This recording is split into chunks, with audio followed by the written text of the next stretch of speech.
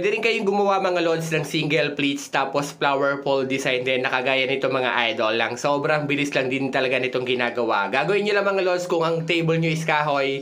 Maglalagay kayo ng thumbtacks tapos yung tie wire natin is itatali natin. Tapos yung cloth natin na Gina cloth mga idol, dito is pupull lang natin siya ng mas maliliit.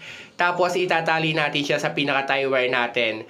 Pero kung ang table nyo naman is plastic, pwede po ito ng pins pero gagawa na lang po natin siya ng separate na video. Ito nga mga lods, kung nahihirapan kayo mag-pin, pwede nyo gamitin yung ganitong tie wire na style mga lods. Basta yung ang table nyo ikahoy. Pero kung plastic naman, pwede rin naman yung ganitong design or style. Ituturo ko na lang sa inyo sa sunod nating video. And after natin matali, kung may sobra kayong tie wire, itago nyo na lang sa likod ng pleats nyo or sa pinaka-cloth nyo mga idol.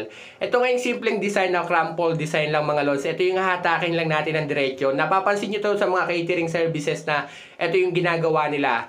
At ito naman yung flower pole design na single pleats lang mga idol. Dito isa hatakin lang natin siya ng pabilog. Mas maganda kung yung pinaka fold ng pleats nyo at least 6 inches para mas malaki yung flower pole design. Sobrang simple lang din, sana nagustuhan nyo mga idol. Tapos mag-add na lang po kayo ng artificial leaves sa bawat gilid para mas gumanda pa. Pero kung ang table nyo ay plastic, i-upload ko po sa sunod na video tutorial natin yung video mga idol.